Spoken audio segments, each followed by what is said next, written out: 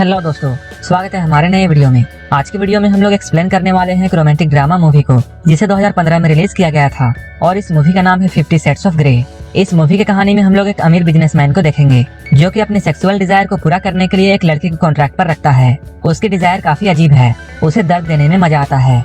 वो लड़की के साथ इंटीमेट तो होता है, लेकिन वो किसी को भी अपने आप को छूने नहीं देता है। उसने अपने घर में एक टॉर्चर रूम बना के रखा है जिसमें वो लड़कियों को लेकर जाता है और उन्हें टॉर्चर करके उनके साथ इंटीमेट होता है। ये सब देखने में काफी अजीब है, तो चलिए इस मूवी को शुरू करते हैं। इस मूवी की शुरुआत में हम लोग एना को देखते हैं जो कि 21 साल की एक लड़की है। उसकी एक रूममेट है जिसका नाम है केट। वो एक न्यूज चैनल के लिए आर्टिकल्स लिखती है, लेकिन एक दिन अचानक उसकी तबीयत खराब हो जाती है। लेकिन उसे एक बहुत बड़े बिजनेसमैन का इंटरव्यू लेना था और वो बिजनेसमैन सिर्फ 27 साल का होते हुए अपनी जिंदगी में बहुत कामयाब है और इस आदमी का नाम है क्रिस्टीन।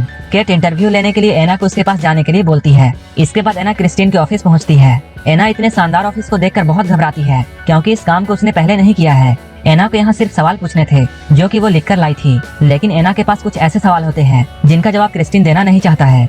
उसमें से एक सवाल एना पूछती है, क्या आप गे हैं? क्रिस्टीन उससे बोलता है नहीं। एना इस सवाल के लिए सॉरी बोलती है। क्रिस्टीन ने इंटरव्यू के लिए सिर्फ 10 मिनट का टाइम दिया था, लेकिन अब 10 मिनट से भी ज्यादा टाइम हो चुके हैं और ये दोनों अभी भी आपस में बातें कर रहे हैं क्योंकि बातें करते हुए क्रिस्टीन को भी अच्छा लग रहा है। क्रिस्टीन एना से बोलता है तुम अपने तरफ से जो चाहे वो पूछ सकती हो। एना उससे बोलती है आपका कहना है आपको बहुत लोग जानते हैं, लेकिन मुझे ऐसा लगता है जैसे आपको अंदर से कोई नहीं जानता है। इस बात से क्रिस्टीन बहुत इम्प्रेस हो जाता है। यहीं पर क्रिस्टीन की सेक्रेटरी आकर उसे बोलती है आपका अगला मीटिंग का टाइम हो चुका है। लेकिन क्रिस्टीन एना से और भी बातें करना चाहता था। वो उससे पूछता है तुम ग्रेजुएशन के बाद क्या करोगी, क्योंकि एना अभी कॉलेज में पढ़ाई करती है। क्रिस्टीन उससे बोलता है हमारी कंपनी में तुम्हारे लिए इंटर्नशिप का एक ऑफर है। एना उससे बोलती है मुझे ऐसा नहीं लगता है कि मैं यहाँ काम कर पाऊंगी। इसके बाद एना यहाँ से जा रही होती है। क्रिस्टीन उससे बोलता है मुझे ऐसा लगता है जैसे मैंने तुम्हारे सारे सवालों का जवाब दे दिया है। एना बोलती है आपने सिर्फ 4 सवालों का जवाब दिया है। इसके बाद क्रिस्टीन उस पेपर को ले लेता है जिस पर सारे सवाल लिखे थे। एना जब अपने रूममेट के पास पहुंचती है तब वो उसे बताने वाली थी क्रिस्टीन ने सिर्फ आधे सवालों का जवाब दिया, लेकिन तभी केट उससे बोलती है तुमने बहुत अच्छा काम किया है क्योंकि क्रिस्टीन का अभी मुझे मेल आया है और उसने सारे सवालों का जवाब दे दिया। केट उससे बोलती है तुम्हें क्रिस्टीन कैसा लगा? एना उससे बोलती है मुझे वो बहुत अच्छा लगा, वो एक अच्छा बिहेवियर का आदमी है। एना पढ़ाई के साथ साथ पार्ट टाइम जॉब करती है। जब वो काम कर रही होती है तभी वो उसके हार्डवेयर दुकान पर आता है और वो उसके दुकान से कई सारी चीजें लेता है। एना उसे कल के लिए थैंक्स बोलती है क्योंकि उसने सारे सवालों का जवाब केट को दे दिया था, लेकिन वो कहती है केट अब भी परेशान है क्योंकि उसके पास आपकी कोई भी फोटो नहीं है। इसके बाद क्रिस्टीन उसे अपना नंबर देता है और वो उससे बोलता है तुम फोटो के लिए मुझे कॉल करना। इसके बाद केट, एना और इनका एक दोस्त क्रिस्टीन की फोटो लेने के लिए जाते हैं। फोटो के बाद क्रिस्टीन एना के साथ कॉफी पीने के लिए जाता है। यहाँ पर ये लोग बहुत सारी बातें करते हैं। एना क्रिस्टीन को अपने फैमिली के बारे में बताती है। इसके बाद ये दोनों कॉफी शॉप से बाहर आते हैं। एना क्रिस्टीन से पूछती है क्या तुम्हारी कोई गर्लफ्रेंड है? क्रिस्टीन उससे बोलता है मैं गर्लफ्रेंड की बातें नहीं करता हूँ और अब तुम्हें मुझसे दूर रहना चाहिए। इसके बाद एना उसे बाय बोलकर वहाँ से चली जाती है। केट उसे अपने साथ एक पार्टी में ले जाती है। वहाँ एना ड्रिंक करती है, तभी उसे क्रिस्टीन का कॉल आता है। एना की बातों को सुनकर क्रिस्टीन को ये पता चल जाता है कि एना ने ड्रिंक किया है। एना उसे अपना पता बताती है। क्रिस्टीन उससे कहता है तुम वहीं रहना, मैं तुम्हें लेने के लिए आ रहा हूँ।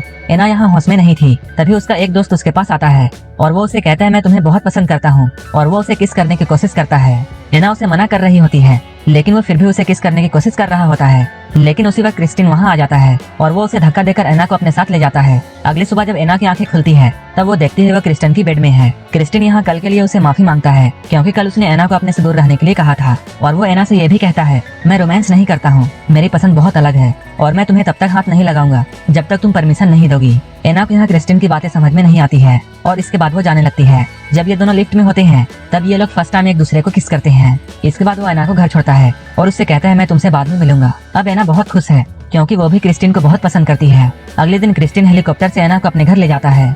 उसका घर बहुत ही सुंदर था।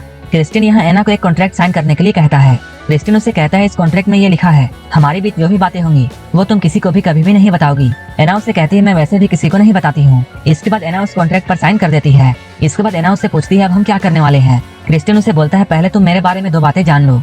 पहला कि मैं किसी से प्यार नहीं करता हूँ, बस मैं लड़कियों के करीब जाता हूँ। एना उससे पूछती है और दूसरी बात। इसके बाद क्रिस्टीन उसे एक रूम में ले जाता है। उस रूम में ऐसे बहुत से टॉयज थे जो कि इंटीमेट होने के वक्त प्लेजर देते थे। क्रिस्टीन उससे बोलता है अब तुम्हें मेरी सारी बातें माननी होगी। एना उससे बोलती है मैं तुम्हारी बातें क्यों मानूं? क्रिस्टीन उससे बोलता है अगर तुम मुझे खुश करोगी तब मैं तुम्हें इनाम दूंगा। एना पूछती है अगर मैं तुम्हें खुश नहीं कर पाई तो? क्रिस्टीन बोलता है तब तुम्हें सजा दूंगा।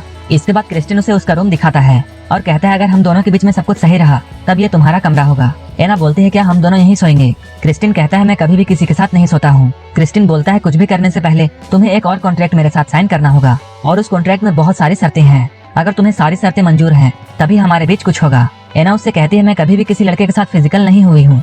ये सुनकर क्रिस्टिन बहुत खुश होता है और पहली बार इन दोनों के बीच में फिजिकल रिलेशनशिप बनता है और ये दोनों एक दूसरे के साथ इंटीमेट होते हैं। जब सुबह होती है तब फिर से ये दोनों एक दूसरे के बहुत क्लोज आ जाते हैं। सुबह में क्रिस्टिन की मॉम उससे मिलने के लिए आती है। वो जब क्रिस्टिन को एना के साथ देखती है तब वो बहुत खुश होती है क्योंकि इससे पहले उसने क्रिस्टिन को किसी लड़की के साथ नहीं देखा था, क्योंकि उसकी माँ को ऐसा लगता था जैसे क्रिस्टिन होमोसेक्सुअल है, क्योंकि बाहर वाले लोग ऐसे ही बातें किया करते थे।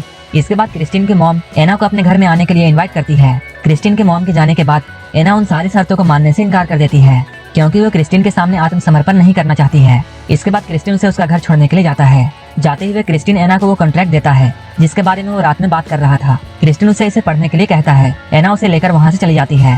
क्रिस्टिन एना को बहुत सारे गिफ्ट भेजता है क्योंकि वो चाहता था एना उसकी बात मान जाए। इसके बाद एना अकेले में उस कॉन्ट्रैक्ट को पढ़ती है जिसमें ये लिखा होता है अगर वो इस कॉन्ट्रैक्ट में साइन करती है तब वो किसी के साथ भी फिजिकली नहीं हो सकती है और जब भी वो क्रिस्टिन के साथ इंटीमेट होगी तब वो क्रिस्टिन को सर या मिस्टर ग्रे कहकर पुकारेगी। उस कॉन्ट्रैक्ट में ऐसे बहुत सारी अजीब अजीब चीजें लिखी होती हैं। इन सारे शर्तों को पढ़ने के बाद एना ये डिसाइड करती है कि वो क्रिस्टिन की बात नहीं मानेगी और अब वो उससे दूर हो जाएगी। उसे इस रिश्ते में कहीं भी प्यार दिखाई नहीं देता है। ये सिर्फ एक फिजिकल रिश्ता होगा और इससे ज्यादा कुछ भी नहीं। इसके बाद एना क्रिस्टिन को एक मैसेज लिखती है, it was nice knowing you. Message को पढ़ने के बाद क्रिस्टिन रात में एना के घर में पहुंच जाता है। वो इस वक्त घर में अकेली होती है और फिर से इन दोनों के बीच में फिजिकल रिश्ता बनता है। एना क्रिस्टिन को बहुत प्यार करती है लेकिन क्रिस्टिन की शर्तें उसे मंजूर नहीं थी और यही वजह से उसने अब तक कॉन्ट्रैक्ट पर साइन नहीं किया है। इंटीमेट होने के बाद एना क्रिस्टिन से कहती है आज रात तुम यहीं सो जाओ। तब क्रिस्टिन उठकर ये बोलता है मैंने तुमसे कहा था ना मैं किसी के साथ भी नहीं सोता हूँ। क्रिस्टिन किसी के साथ भी फिजिकल रिश्ता बना लेता है लेकिन वो कभी भी किसी के साथ नहीं सोता है, ये उसका नियम है। इसके बाद क्रिस्टिन यहाँ से चला जाता है। इन दोनों के बीच में मेल में बातें होती हैं जहाँ एना क्रिस्टिन से ये बोलती है मैं तुम्हारी शर्तों को मानने के लिए तैयार हूँ लेकिन इस कॉन्ट्रैक्ट को साइन करने से पहले मैं तुम्हारे साथ एक ऑफिशियल मीटिंग करना चाहती हूँ। इसके बाद इन दोनों के बीच में एक मीटिंग होती है और यहाँ पर ये दोनों बैठकर उन सारे पॉइंट्स को डिस्कस करते हैं जो कि उस कॉन्ट्रैक्ट में लिखे होते हैं। यहाँ एना उन सारे पॉइंट्स को हटवा देती है जो कि उसे दर्द देने वाले होते हैं। क्रिस्टिन भी एना की बातों को मानते हुए बहुत से शर्तों को हटा देता है लेकिन अभी भी एना इस कॉन्ट्रैक्ट पर साइन नहीं करती है। इसके बाद क्रिस्टिन उसे छोड़ने के लिए बाहर जाता है जहाँ वो एना की गाड़ी देखता है जो कि बहुत ही नॉर्मल होती है। एना जानबूझकर क्रिस्टिन को अपनी गाड़ी दिखाती है क्योंकि वो उसे बताना चाहती थी कि वो एक नॉर्मल फैमिली से आती है। इसके बाद एना यहाँ से चली जाती है। एना ने अभी तक कॉन्ट्रैक्ट पर साइन नहीं किया है, उनके बीच कुछ भी रोमांटिक नहीं होगा, सिर्फ ये एक सेक्सुअल डिजायर को पूरा करने के लिए कॉन्ट्रैक्ट है और इस कॉन्ट्रैक्ट में सिर्फ एना को दर्द मिलेगा। एना अब काफी दिनों से क्रिस्टिन से नहीं मिली है। इधर एना के कॉलेज में ग्रेजुएशन वाला दिन आता है। वहाँ क्रिस्टिन को गेस्ट के तौर पर बुलाया गया था। एना और क्रिस्टिन की बातें यहाँ होती है। इसके बाद क्रिस्टिन एना को एक बहुत खूबसूरत कार गिफ्ट करता है लेकिन एना इस कार को लेना नहीं चाहती है। क्रिस्टिन एना की पुरानी गाड़ी को बिकवा देता है और उसे नई कार गिफ्ट में देता है लेकिन अभी भी एना क्रिस्टिन के बिहेवियर से बहुत परेशान थी। तभी उसकी मॉम का कॉल उसके पास आता है। उसके परेशानी को देखकर उसकी मॉम उसे अपने पास बुलाती है। क्रिस्टिन भी वहाँ पहुँच जाता है। इसके बाद ये दोनों एक सेपरेट जगह पर मिलते हैं और ये दोनों फिर से इंटीमेट होते हैं लेकिन इस बार कुछ अलग था। इस बार ये दोनों इस तरह से इंटीमेट हो रहे थे जैसा क्रिस्टिन चाहता था। वो प्लेजर देने के लिए अपने रूम में रखे टॉयज का इस्तेमाल करता है लेकिन वो एना के लिए ज्यादा पेनफुल नहीं था। एना को ज्यादा दर्द नहीं होता है और एना को अच्छा लगता है। अगले दिन क्रिस्टिन एना को अपने फैमिली से मिलवाने के लिए ले जाता है। इसके बाद ये दोनों अकेले में मिलते हैं। क्रिस्टिन एना से बोलता है तुम मेरी हो। वहीं पर एना क्रिस्टिन से पूछती है तुम मुझे समझ में नहीं आते हो और आखिर क्यों तुम मेरे साथ नहीं सोते हो और तुम अपने आप को मुझे छूने क्यों नहीं देते हो। मैं तुमसे प्यार करना चाहती हूँ, तुम्हें छूना चाहती हूँ। जब भी ये दोनों इंटीमेट होते थे क्रिस्टिन उसे अपने आप को छूने नहीं देता था और वो एना के हाथों को बांध देता था लेकिन एना क्रिस्टिन को छूना चाहती थी और वो उसके साथ प्यार करना चाहती थी। क्रिस्टिन के बॉडी में जलने के भी बहुत से निशान हैं। इधर एना की ग्रेजुएशन कंप्लीट हो चुकी है और वो सिएटल छोड़कर हमेशा के लिए जॉर्जिया जा रही है जहाँ उसकी मॉम रहती है। वो अपनी मॉम से मिलती है। यहाँ एना क्रिस्टिन को बहुत मिस करती है। इधर क्रिस्टिन भी एना को मिस कर रहा होता है। इसके बाद वो उसे मिलने के लिए जॉर्जिया पहुँच जाता है। ये दोनों यहाँ एक साथ बहुत अच्छा टाइम गुजारते हैं और बहुत मौज मस्ती करते हैं। इसके बाद क्रिस्टिन एना को अपने प्राइवेट प्लेन से सैर कराता है लेकिन तभी क्रिस्टिन के पास उसके ऑफिस से एक कॉल आता है और उसे जॉर्जिया से सिएटल वापस आना पड़ता है। लेकिन अगले दिन एना भी क्रिस्टिन से मिलने के लिए यहाँ आ जाती है। एना बताती है वो उसे बहुत प्यार करती है। क्रिस्टिन भी उसे बहुत प्यार करता था लेकिन वो उसे बताना नहीं चाहता था और यहाँ फिर से ये दोनों इंटीमेट होते हैं और फिर से ये सब उसी तरह होता है जिस तरह क्रिस्टिन चाहता था।